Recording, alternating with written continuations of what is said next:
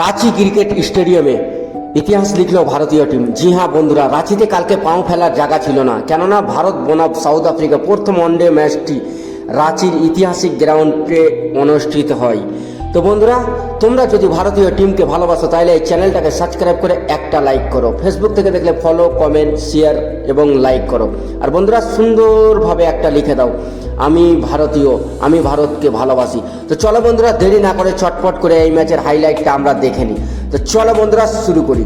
তো বন্ধুরা, প্রথমে তো রাঁচির ঐতিহাসিক গ্রাউন্ডে দুই দলেরই অধিনায়ক টসের জন্য যায়।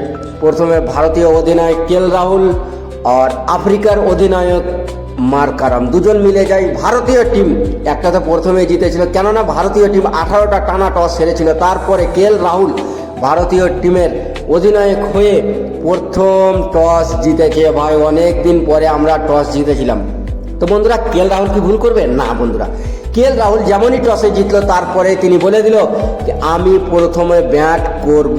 হ্যাঁ বন্ধুরা, কেএল রাহুল টসে জিতে ব্যাট করার সিদ্ধান্ত নেয়, সেটা কিন্তু কেএল রাহুল ভুল করেনি, কেননা কেএল রাহুল জানতো এই পিচে আমরা একটা ইতিহাস বানাতে যাচ্ছি, নতুনভাবে ইতিহাস করব। তো বন্ধুরা, তারপরে আসলো ওপেনিং করতে রোহিত শর্মা আর এসএসবি জয়সওয়াল। দুজনের পার্টনারশিপ কিছু একটা রান করলো, 30-31 রান। তার মাঝে এসএসবি জয়সওয়ালের উইকেটটা হারিয়ে ফেলে তিনি। তারপরে সাউথ আফ্রিকার বোলারদের আর খেয়েছিল না ভাই, তারা জুতোর ফিতে বানানোর টাইম পায়নি, কেননা মাঠে এসেছিল বিরাট কোহলি, কিং যায় ওয়ানডে ক্রিকেটের রাজা বিরাট কোহলি। এমনভাবে আফ্রিকার বোলারদের কুটাই করে যে তিনি খুব দূরত্ব 50 রান করে প্রথমতে, তারপরে 100, তারপরে 135। রোহিত শর্মা কোথায় থেমে থাকবে বন্ধুরা? রোহিত শর্মাও খুব দূরত্ব 50 রান করে, তারপরে 56 রানের মাথায় তিনি তার নিজের উইকেটটা হারিয়ে দেয়। তো তারপরে কেএল রাহুলও কোথায় থাকবে বন্ধুরা? কেএল রাহুলও 60 রান করে। তো সব মিলিয়ে দেখলে ভারতীয় টিমের জন্য কালকের দিনটা খুব ভালোই ছিল। ভারতীয় স্কোর দাঁড়ায় 349 রান। 349 রানটা কিন্তু ছোট কথা নয় ভাই, কেননা ভারতীয় টিম দুটো টেস্ট ম্যাচ হারার পরে নিজেকে শক্ত করে 349 রান বানায়। তারপরে 350 রানে টার্গেট করতে আসলো সাউথ আফ্রিকার ব্যাটসম্যানরা, তারা কোথায় ব্যাট করতে আসলো? 11 রানের মাথায় তিনটা উইকেট, রিকেলটন, বাবুমা। তো যাই হোক না কেন, ভারতীয় বোলাররা কালকে দমখম সবই দেখাচ্ছে। আর ভারতীয় 16 রানের মাথায় গিয়ে সাউথ আফ্রিকাকে হারিয়ে নিজের নামে প্রথম ওয়ানডে ম্যাচটি জয় করে রেখেছে। ভারতীয় দখলে একটা আছে, 1-0-তে আমরা এগিয়ে আছি ভাই।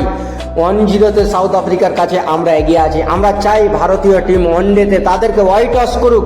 তো সাউথ আফ্রিকার ব্যাটিংয়েরা কিন্তু দমখম লাগাল ছিল, কেননা মার্কো জনসন তিনিও 50+ রান করে বন্ধুরা, আর তিনি একদম কম বল খেলে 50+ রান করে। তারপরে ম্যাট ব্যাটজেক তিনিও 50+ রান করে, 80 বলে তিনি সম্ভবত 72 না 76 রান করে। সব মিলিয়ে যাই হোক না কেন, আমাদের দরকার ছিল ম্যাচটা জিতার, আর আমরা প্রথম ওয়ানডে ম্যাচটা জিতেছি।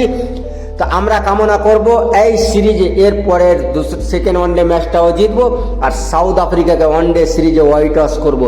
তো বন্ধুরা, এখানেই সুস্থ থেকে ভালো থেকে, আর চ্যানেলে নতুন আসলে সাবস্ক্রাইব করে, ফেসবুক থেকে নতুন আসলে ফেসবুকে নতুন দেখলে কমেন্ট, শেয়ার এবং ফলোটা করে দিবে। তো এখানে বন্ধুরা সুন্দর করে একটা কমেন্টে লিখে দাও আমি ভারতীয়। তো চলো বন্ধুরা, এখানে শেষ করি।